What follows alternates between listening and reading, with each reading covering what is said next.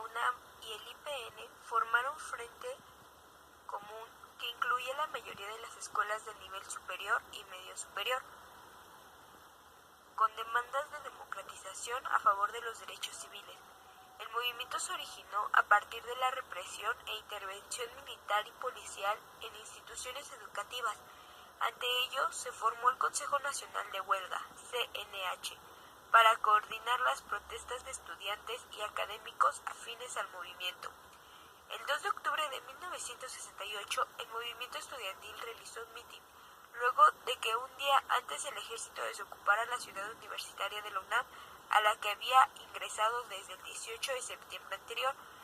El mitin de la Plaza de Tres Culturas se realizó tan solo 10 días antes de que se inauguraran los Juegos Olímpicos de México, por los cuales la ciudad y el país serían el centro de atención de todos los medios de todo. El 2 de octubre de 1968, miles de estudiantes se reunieron para realizar un mitin en la Plaza de las Tres Culturas, ubicada en la unidad habitacional de Tlatelolco. El objetivo de la reunión era dar a conocer un pliego petitorio de 6 puntos al gobierno de Gustavo Díaz Ordaz. A las 6:10 de la tarde, un helicóptero lanzó una bengala sobre la plaza. Entonces comenzaron a surgir disparos desde lo alto de los edificios. Ante ello, los miembros del ejército que resguardaban la concentración, una práctica usual en la época, optaron por repeler la agresión y dispararon contra la multitud. Ante el intercambio de fuego, la multitud se dispersó y varias personas buscaron refugiarse en alguno de los edificios que rodean a la plaza. Sin embargo, en las horas siguientes al inicio de la masacre, agentes militares policíacos realizaron cateos y detenciones ilegales de manifestantes dentro de varios departamentos de Tlatelolco. Con el tiempo, se reveló que quienes iniciaron los disparos el 2 de octubre fueron miembros del Batallón Olimpia, un grupo de agentes del gobierno federal. Tras la confusión inicial por los disparos, miembros de ese grupo paramilitar y del ejército se coordinaron para detener ilegalmente a decenas de estudiantes. Este conflicto inició el 22 de julio con una pelea entre estudiantes de la Vocacional 2 y de la Preparatoria Particular Isaac Ochoterena en la Ciudadela, lo que se puso de manifiesto la rivalidad entre el Instituto Politécnico Nacional y las preparatorias incorporadas a la UNAM. En esta época habían llegado a nuestro país muchos periodistas de todo el mundo, porque México era la sede de los Juegos Olímpicos que iniciarían el 12 de octubre, por lo que el gobierno de México le interesaba que la imagen de nuestro país fuera de paz y cordialidad, ya que todo el sistema político mexicano llegó a extremos asombrosos, controlando muy bien a todos los medios informativos, porque el gobierno quería aparentar que no estaba sucediendo nada y promovía con mucho más ahínco las Olimpiadas del 68, próximas a celebrarse en México, que se inaugurarán el próximo 12 de octubre, Día del Descubrimiento de América, en México, el Día de la Raza. Los anuncios luminosos mostraban los aros olímpicos muy junto a la Paloma de la Paz, mientras cientos de estudiantes eran detenidos, golpeados, vejados, encarcelados y en muchas ocasiones asesinados o simplemente desaparecidos. Para esas fechas también se suscitó otra manifestación de estudiantes que conmemoraba la Revolución Cubana, como los de la Federación Nacional de Estudiantes Técnicos, que presentaban la intervención policíaca durante la pelea entre alumnos de la Vocacional 2 y los estudiantes de la preparatoria. La manifestación fue reprimida por la policía, por lo que los estudiantes tomaron las preparatorias 1, 2 y 3 de la UNAM como una manifestación de protesta ante los enfrentamientos ocurridos entre granaderos y estudiantes. La policía y el ejército rodearon planteles escolares de la Preparatoria Nacional y del IPN, sobre todo en el centro de la ciudad, en la que fue destruida una puerta colonial en la Preparatoria 1, San Ildefonso. Varios estudiantes resultaron heridos, así como un buen número de ellos detenidos. Algunos planteles de la Escuela Nacional Preparatoria fueron tomados por las fuerzas públicas. En la ciudad universitaria, el rector Barros Sierra hizo la bandera nacional a media asta en señal de luto por los hechos acontecidos días anteriores. El 1 de agosto, el rector encabezó una manifestación desde CEU por Avenida Insurgentes, Félix Cuevas, Avenida Coyoacán, y regresó por la Avenida de la Universidad, donde inició concluyendo con un mensaje en el que manifestaba su inconformidad por los hechos suscitados en los enfrentamientos. Al día siguiente fue creado el Consejo Nacional de Huelga CNH, formado por estudiantes y maestros de la UNAM. El IPN, las escuelas normales, el Colegio de México, Chapingo, la Universidad Iberoamericana, el Colegio de La Salle y algunas universidades estatales. Para el 4 de agosto, el movimiento estudiantil ya había elaborado un pliego petitorio que invalidaba el de la Federación Nacional de Estudiantes Técnicos. El 13 de agosto se realizó una gran manifestación con 150,000 participantes, la que partió del Museo Nacional de Antropología al Zócalo.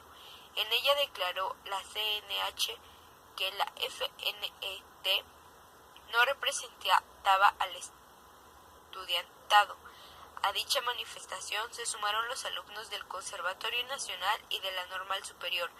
El gobierno declaró el 22 de agosto que tenía mejor voluntad de dialogar con representantes estudiantiles, a lo que los profesores y estudiantes respondieron afirmativamente, estableciendo que el diálogo se realizara en presencia de la prensa, la radio y la televisión. El 27 de agosto nuevamente los estudiantes manifestaron en el Zócalo, donde izaron una bandera rojinegra y decidieron dejar una guardia, pero en la madrugada del 28, fuerzas del ejército y la policía desalojaron a las guardias de estudiantes que permanecían ahí. Los soldados los persiguieron y los golpearon con las culatas de sus rifles. A partir de ese momento, la represión se volvió sistemática. Se vivían días de tensión y espera, pero aunque la CNH insistió en el diálogo público, nunca hubo respuesta por parte del gobierno ni de Díaz Ordaz, por lo que se convocó a una nueva manifestación el 13 de septiembre y se organizaron ceremonias para celebrar la independencia el 15 en CEU, Ciudad Universitaria. Y el IPN. Aquel día 13 el movimiento dio una nueva batalla cívica que permanecería en el recuerdo de muchos, la llamada Manifestación del Silencio. Para el 23 de septiembre, el entonces presidente Gustavo Díaz Ordaz estaba empeñado en detener las protestas y semanas antes de la masacre ordenó al ejército ocupar el campus de la Universidad Nacional Autónoma de México. El ejército detuvo y golpeó indiscriminadamente a muchos estudiantes como una señal de protesta. El rector, Javier Barros Sierra, renunció sin que fuera aceptada su renuncia, ya que la Junta de Gobierno le pidió expresamente que permaneciera frente a la Universidad Nacional Autónoma de México. A pesar de esto, las protestas estudiantiles no se acallaron, continuaron las manifestaciones y crecieron en tamaño, hasta que luego de 9 semanas de huelga estudiantil, 15,000 estudiantes de varias universidades marcharon por las calles de la ciudad en protesta por la ocupación del campus universitario.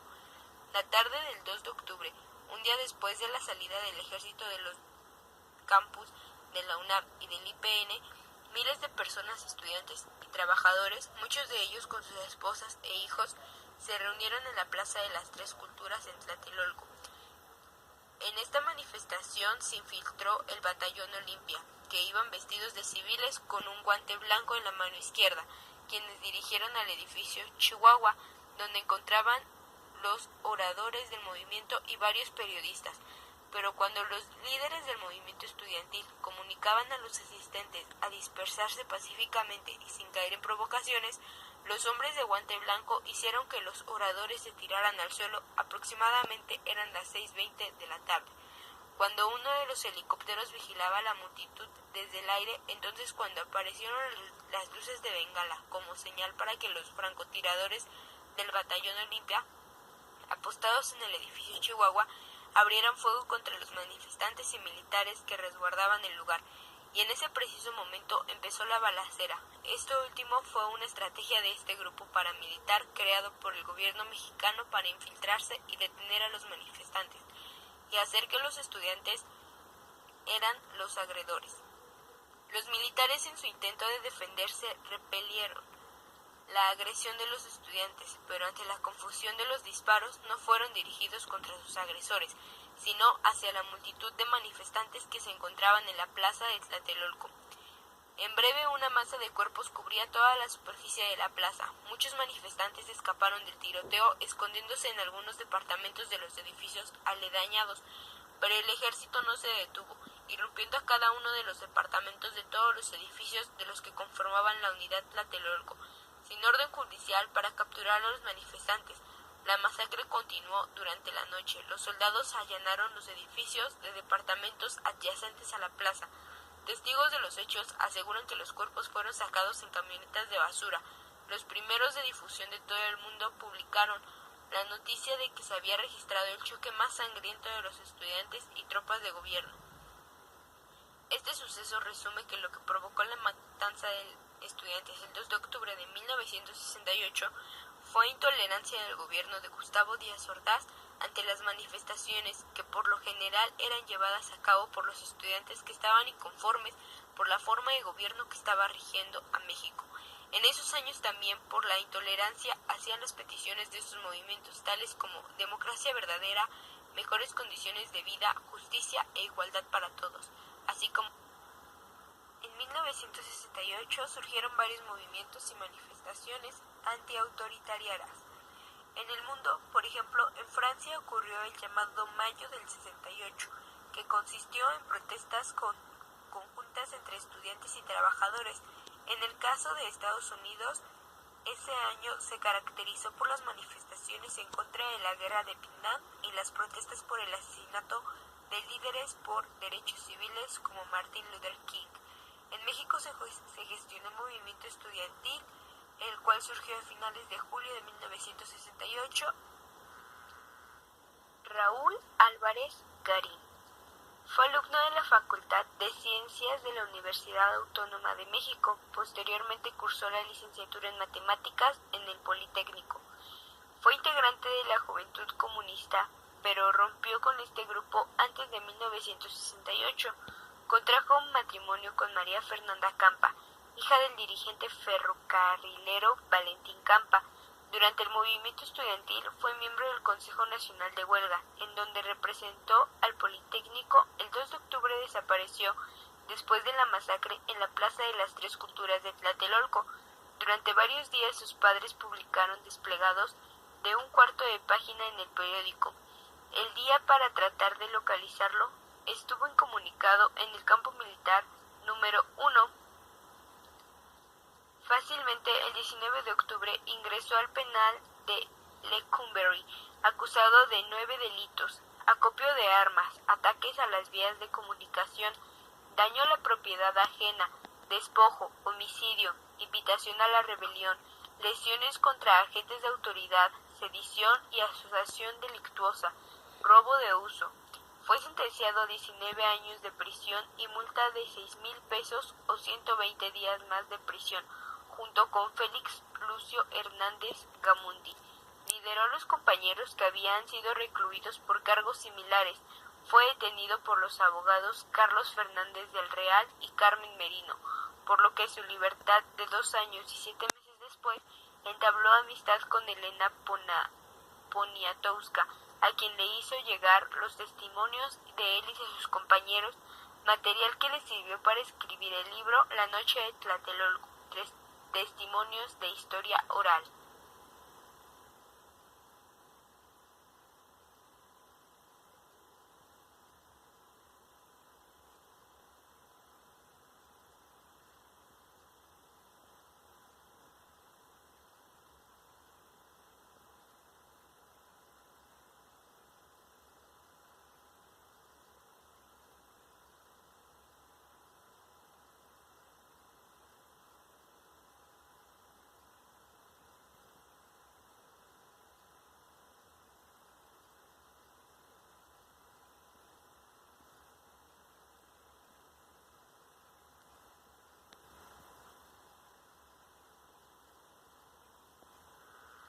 La presión contra los estudiantes mexicanos no se detuvo en la masacre de Tlatelolco.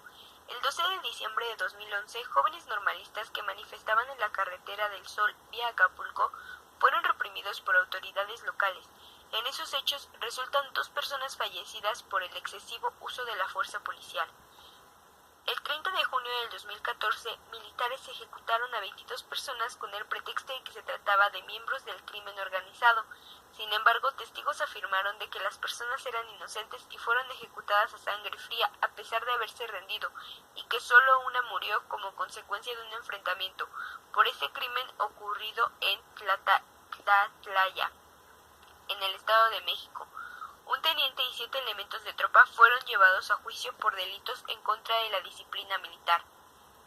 En un hecho más reciente, el 26 de septiembre del 2014, estudiantes y profesores de la Escuela Normal de Ayotzinapa, Guerrero, fueron brutalmente reprimidos por un comando armado y policías municipales durante un acto previo a la conmemoración de los 36 años de la masacre de Tlatelolco, realizado en la ciudad de Iguala, en el estado de Guerrero, sur de México.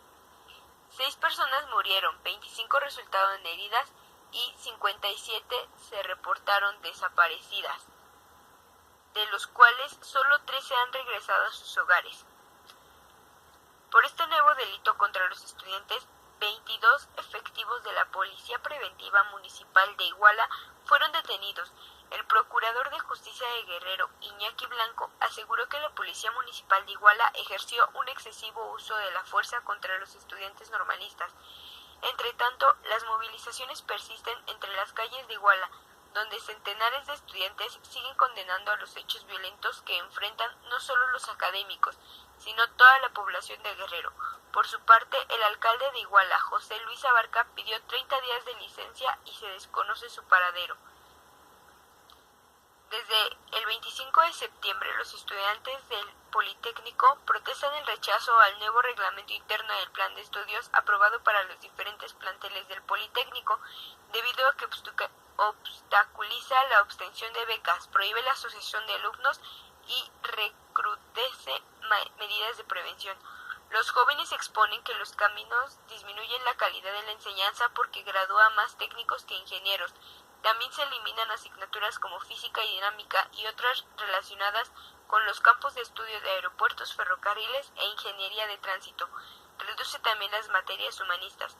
Además, los estudiantes denunciaron que el plan pone las actividades sociales de los estudiantes al servicio del Estado y no de la gente. Los jóvenes plantean la solución en un pliego de 10 demandas. En medio de las protestas de 25,000 estudiantes de 44 escuelas que demandaron la destitución de la directora Yolosóchitl Bustamante, entregó este 1 de octubre el documento de su renuncia al secretario de Educación Pública, Emilio Chaifet Chemor.